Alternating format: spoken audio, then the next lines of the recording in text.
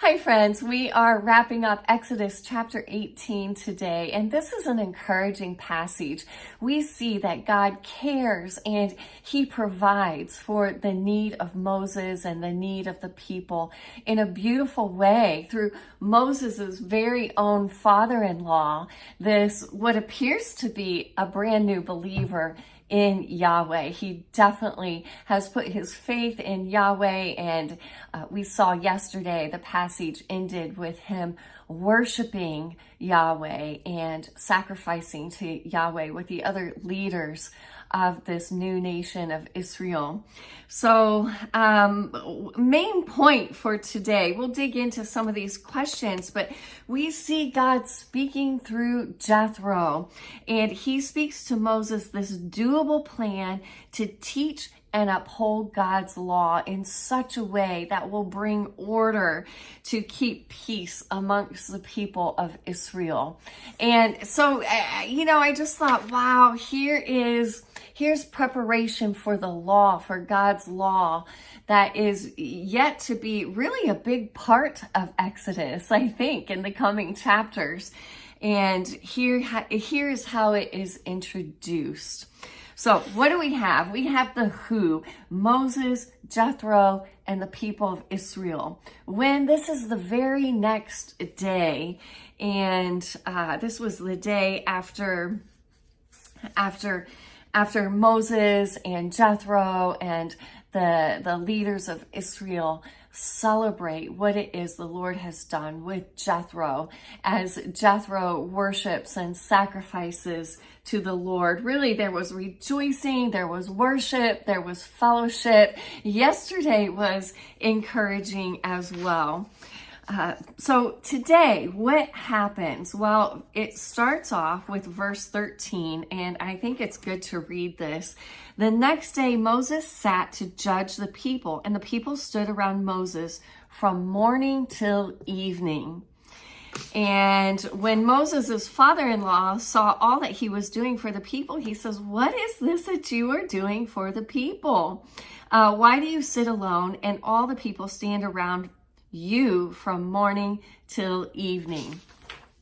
So this is what is going on.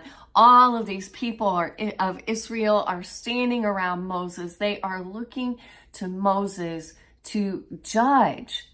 So that was a word that I put in my keyword column this morning, to hear and to be judge of a legal case.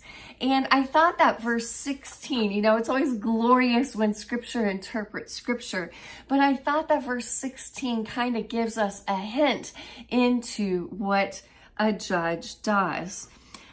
Moses says this to his father-in-law: "Because the people come to me to inquire of God. When they have a dispute, they come to me, and I decide between one person and another, and I make them know the statute of God and his laws." And I thought, wow, there's a pretty good summary of his role as judge.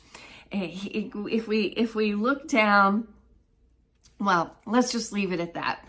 I think in some ways Jethro goes on to repeat that down in verse 19. But here's the role of a judge: to hear and to judge of a legal case, to make decisions. That was helpful for me, to make decisions, helping. I decide between one person and another, and I make them know the statute of God and his law. So Moses isn't just making these decisions out of thin air. Moses knows the statutes and the laws of God, and he uses those to help make a decision. And he also I put down, he intercedes between God and the people. Let me just go ahead and share what Jethro says. Look at verse 19. Jethro says, "Now obey my voice, I will give you advice, and God be with you." I thought that was a really humble way to give his advice. Like, he does it in such a way that he knows Moses ultimately reports to is not the word I'm looking for, but ultimately is, what's the word I'm looking for?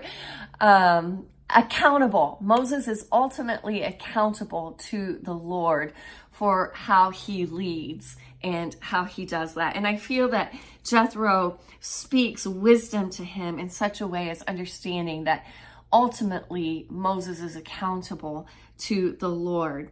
But Jethro says, look, you shall represent the people before God and bring their cases to God, which is basically what Moses had said up in verse 16, because the people come to me to inquire of God. So we see that Moses has this intercessory position between God and the people.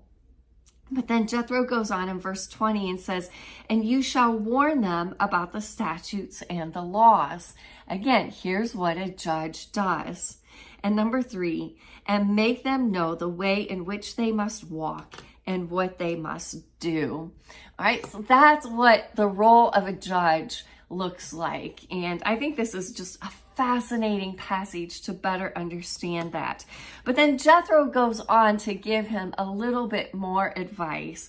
I put number 4, verse 21, moreover, look for able men from all the people, men who fear God, who are trustworthy and hate a bribe, and place such men over the people as chiefs of thousands, of hundreds, of fifties, and of tens, and let them judge the people at all times.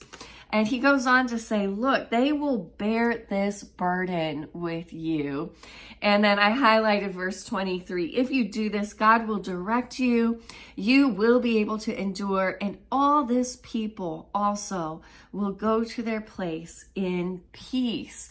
Peace. Here's the reason why Moses and all the people and this nation of Israel need Jethro's advice. They need peace, harmonious relations, and freedom from disputes. So love that. Now, I wanted to know what I was asking this question, what makes Moses a good judge? Like, why are the people coming to Moses to be judged?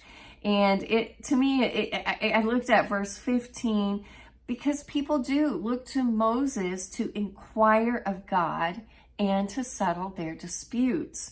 That was verses 15 and 16, which I've already read. So implicit in this is that the people trust Moses.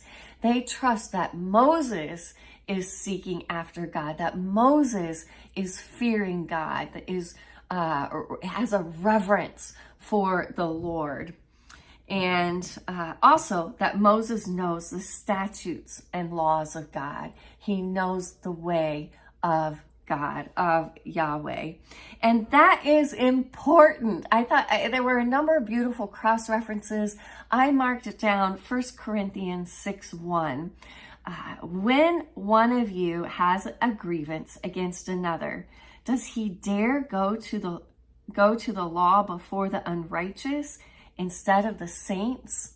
Like, the most important thing in settling a dispute amongst believers is that we trust the judge, right? We trust that the judge fears the Lord. And what were some of the other requirements that Jethro encourages on judges? Number one, they must fear, they must reverence the Lord. They must be trustworthy. They must be honest. They must hate a bribe. A bribe that is goods or money obtained illegally. So number one, this judge must fear the Lord. And Moses fulfills that. The people trust Moses. So now Jethro suggests that Moses is to look for other men who are trustworthy in this way. Other men who reverence, who fear the Lord and will look to the Lord, who will almost take an intercessory position between God and God's ways and his statutes and the people, and help make decisions, help guide the people in the way of the Lord. All right, so that was one of the questions that I asked. I found it just so fascinating that it is Jethro.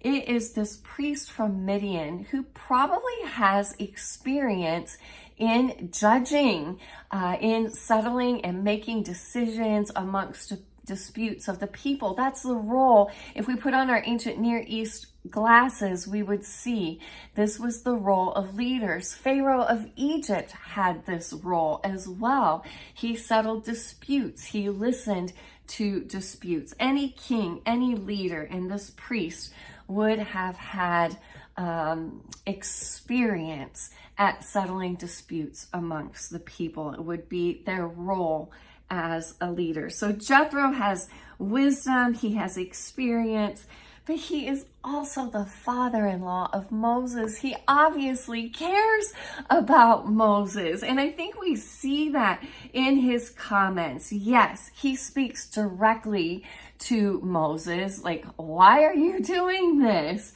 And he speaks directly when he says, what you are doing is not good. Well, I love this. He is speaking out of love and care and concern. And he's also speaking out of love for Yahweh, right? He has a reverence and a fear for Yahweh now. So I thought he did this in a beautiful, or shares his wisdom in such a beautiful way. And we see that we see his care and concern when he says, look, the thing is too heavy for you. He also says, you will certainly wear yourselves out. He's concerned for Moses.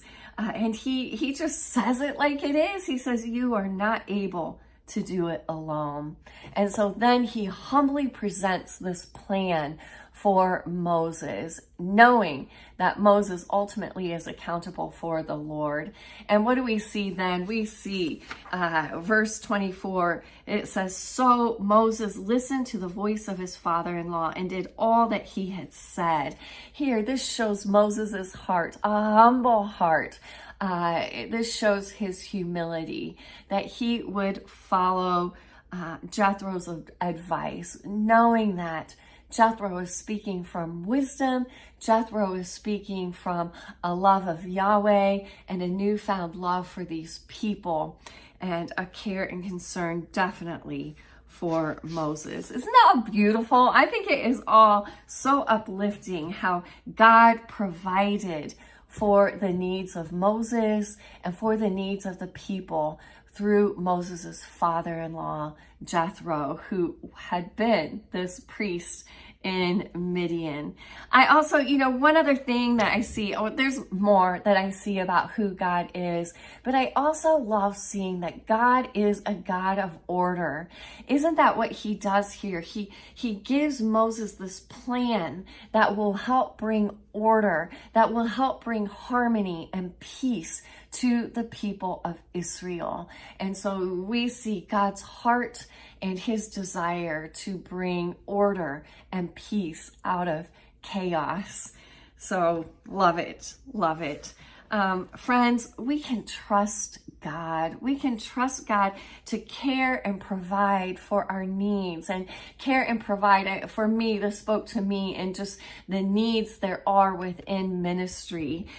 He is a God of order. He's not a God of chaos, and he absolutely gives clear instructions out of his grace and his mercy and his steadfast faithfulness and love for his people. Let us be encouraged today.